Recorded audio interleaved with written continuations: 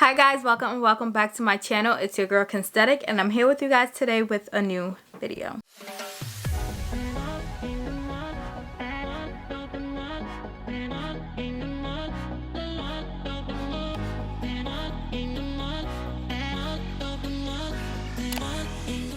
So, as you guys can tell by the title as well as the thumbnail, today's video will be some things that I believe that you need to know before you commit to getting a chemical peel. As you guys know, if you guys are not new to my channel, I have done several chemical peels and I've shared those experiences with you here on YouTube. So in case you guys did not see those videos, I'll link them above throughout the video as well as in the description box down below.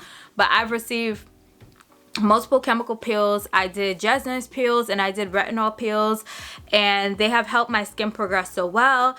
I get so many questions on Instagram and YouTube about chemical peels, and you know, people might be like, you know, I'm scared to do one, or what do you think I need to know before I get one? So that's what I'm going to be discussing in this video. So before we get started, do not forget to subscribe to my channel. If you guys enjoyed this video, if this video helps you out, give this video a big thumbs up and drop a comment down below after you watch this entire video with your thoughts, comments, questions, and all of that. And without further ado, let's go ahead and get started. So this video will kind of be two parts. So the first part will be things that I feel like you need to know before you get a chemical peel, and then the second part-ish would be how I corrected around my mouth from being like this to now being like this. So that's what we're going to be doing in today's video. So just a little disclaimer before we get started. I always put it on the screen when I do skincare videos. I'm not an esthetician. I'm not a dermatologist. Things that I'm sharing are based on my experience. These are my opinions, and I would suggest that you take the information that I do and do your own research because I'm not a professional. But I'm just here to share my experience. So my first piece of advice when it comes to getting a chemical peel is to make sure that you go to an esthetician or a professional to do it. That's number one. And make sure that esthetician or professional knows how to work with your skin type. So I'm a dark girl. I have melanated skin. So when I was looking for an esthetician to help me out with my skin, I had to make sure, like, my top priority was that they mainly work with clients with melanated skin and they know what they're doing. So I did my research. The esthetician that I go to, Cynthia, hey girl, her information will be down below, but my sister was going to her a year before I started going to her, and the way my sister's skin progressed, I was like, wow, this is amazing. So I was like, I have to go to her. So I've been going to her for about 9 months now, and my skin has made some amazing progression. No, my skin is not perfect. Yes, it's okay. I'm aware that, you know, still some hyperpigmentation, still some scarring, but we're gonna, you know, get it all together. So make sure whoever you're going to knows how to work on your skin type, whether you have melanin skin, whether you don't have melanin. Make sure that person works with your skin type and knows what they're doing. So some ways you can find people is looking at their pictures on Instagram, whether they have like before after pictures, their portfolio, asking around for recommendations. There's also a thread on Twitter. I'll see if I can find it and link it down below, but it's a thread of different estheticians in different cities throughout the United States, and then there's pictures of their work so you can see like what they do, what services they offer. So I'm really going to try to find that thread and link it down below because I think that's really helpful, especially for people who live in, you know, different states where there's not like that one prime esthetician that knows how to work on black skin, for all of my colored sisters who are watching this video. So that will be down below if I find it. The next tip that I have is to make sure after you get your chemical peel that you're using a post-procedure kit or appropriate post-procedure products. I post about the ones that I use all the time in my videos.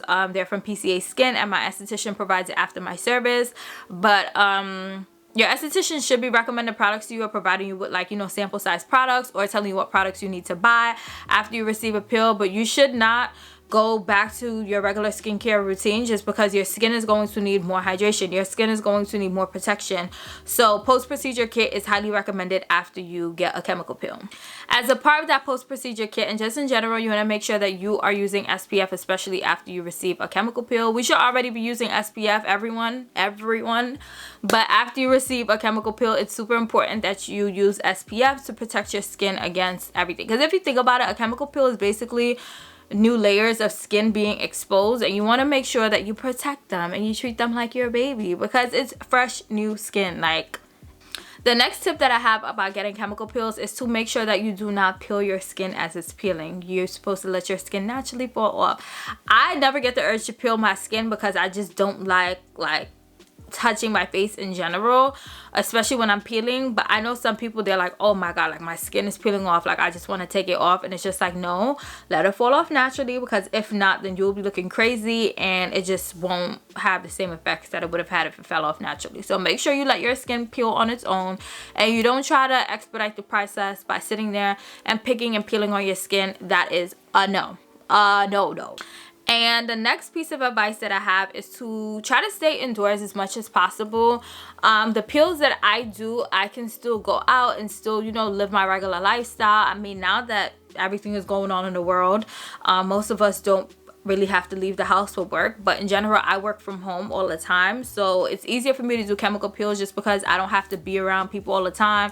I don't have to, you know, go outside. But if I did have a regular job, my skin is in a position where I can still go outside and be exposed to the sun, but I just try to stay indoors as much as possible. I know, like, if you do like VI peels and all those other crazy peels that are on the market, you kind of have to maintain a lifestyle similar to a vampire where you have to stay inside, you got to close the blinds and all of that. But the peels that I do don't require all of that out of me, but just in general I just try to stay indoors as much as possible. So moving on to the next part of the video, which is how I transfer my skin from this to this. So in February, I received my first retinol pill. My retinol pill was 4% of retinol, which is very strong.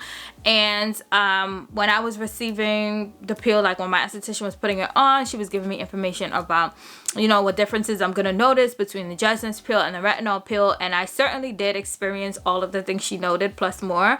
So around my mouth is very dry compared to the rest of my skin in general. And when I was using my post-procedure kit, I wasn't hydrating around my mouth as much as I should have. I should have been moisturizing it more than the rest of my face, since naturally that area is more dry. So I started getting, you know, the little crocodile skin, very dry. It was hard for me to open my mouth to chew, hard for me to open my mouth to eat, hard for me to open my mouth to talk. Hi guys, welcome back to my channel. It's your girl Kensthetic, and I know I sound crazy. I know I look crazy. Like, it was just very like uncomfortable. So I texted my esthetician and I sent her pictures about what was going on, and she was like, you know, around my mouth is dry, I need to make sure I'm moisturizing my skin even more now that I'm doing this retinol pill. So next piece of advice is that if you are doing a retinol pill, any pill in general, and you know that you have dry skin or drier areas, you want to make sure that you focus on moisturizing those areas or your skin in general even more, just because it's necessary. So she also sent me these two sample products to use around my mouth to help me hydrate my skin even more. So if you guys watch my morning and nighttime skincare routine, I mentioned that I was using products around my mouth, but I didn't mention what they were because I wanted to sit here and provide you guys with more detail on what products I was using, why I was using these products, versus just throwing them in the video like, hey, I'm using this around my mouth, whatever. So the first thing I was using is Vitamin B3 Brightening Serum. So this is a sample size, and basically it came in this little box, and on the box it says that it's used to diminish all forms of discoloration with 6% niacinamide. I'll go ahead and put it on the screen because I don't know how to pronounce it. But the directions for this product is after cleansing, toning, and applying any PCA treatment serums, applied to the entire face and neck for maximum skin brightening and anti-aging benefits. So I was just using this around my mouth since that is a targeted area that I wanted to help with discoloration. So this brightening serum is more for discoloration rather than hydration. So this product claims to brighten dark spots and even skin tone by inhibiting melanogenesis, block the glycation process to minimize age-related skin yellowing and dullness, and boost barrier function to reduce redness caused by inflammation and transdermal water loss. So that's all the things that this product claims to do. With me using this brightening serum, I did notice a quick transition of the discoloration around my mouth. So I went ahead and I actually purchased a full size of this just so that I can have it on deck, just in case for future peels and future skin situations. So the product I was using for hydration is the Hydrating Serum from PCA Skin. Once again, I have a sample size of this product, but I have went ahead and ordered the full size of this product from PCA Skin. And this product claims to, what does it say? After cleansing, apply to the entire face and neck in the morning and evening for the ultimate in-skin hydration. Followed with PCA SPF in the daytime, moisturize in the evening. So I was using this around my mouth for more hydration. So the combination of these two is what really helped me transfer my skin from what it was to this. And granted, my skin is still not perfect, but the fact that my skin tone around my mouth is even compared to the rest of my face now is really amazing. So I was using these products for about 2.5 weeks, and I saw like great results. When I was in Jamaica, I was still using these products because around my mouth was still dry and I did have discoloration still. And I did still have discoloration. I'll go ahead and insert a clip or a picture if I can, just to show you guys. But these products are the holy grail. So in general, if you have discoloration in any area of your face, whether it's like your whole face, I don't want to use this on my whole face just because I'm using serums that target these things. So I don't want to use like too many of products that are targeting the same thing. But if you have like discoloration around your mouth, your neck, around your eyes, or anywhere on your face, I would highly recommend to try these products out to see if they will work for you. And I don't know if you can order the sample size from the PCA Skin website, but I received this from my esthetician as I noted. But that's basically what I used to transform around my mouth. And I actually recorded a video of me using my post-procedure kit while I was peeling, but I didn't feel comfortable posting it. Well, with me, it's like I don't really care what I put up. Like, I don't really care how I look. I'm not thinking about, you know, like what people are gonna comment and say.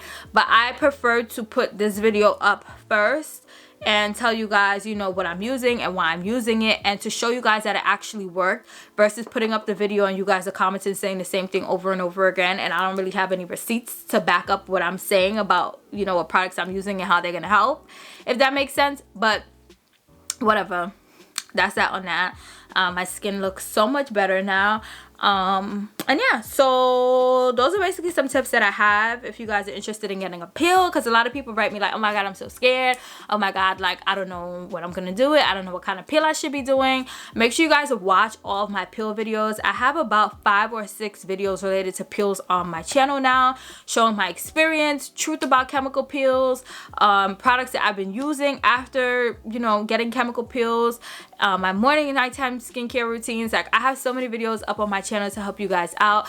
But as always, if you guys have any questions in addition to the information I provided in those videos, then feel free to send me a DM on Instagram or on Twitter or via email. I have all of my information and links down below in case you guys don't know what my socials are, but you guys should be following me on everything at Kensthetic _. And hope you guys enjoyed this video. If you did, make sure you give it a big thumbs up. Make sure you subscribe to my channel, road to 5K. And make sure you guys drop a comment down below and let me know if any of these tips helped you, if this video overall made you feel more confident in getting a chemical peel or just learning how you should go about the whole process. Comment down below and let me know. And until my next video, which won't be tomorrow, it'll be on Friday. Friday's video is going to be a very exciting video. It's basically going to be an update of my YSL Lulu unboxing. A lot of people came back like, oh my god, how are you loving the bag? How do you feel about the bag now? So I'm going to come back and I'm going to share more details about the bag and how I've been feeling about it. So that's what we'll be doing in Friday's video. So I hope you guys are just as excited as I am. And yeah, I'll see you guys on Friday. Later.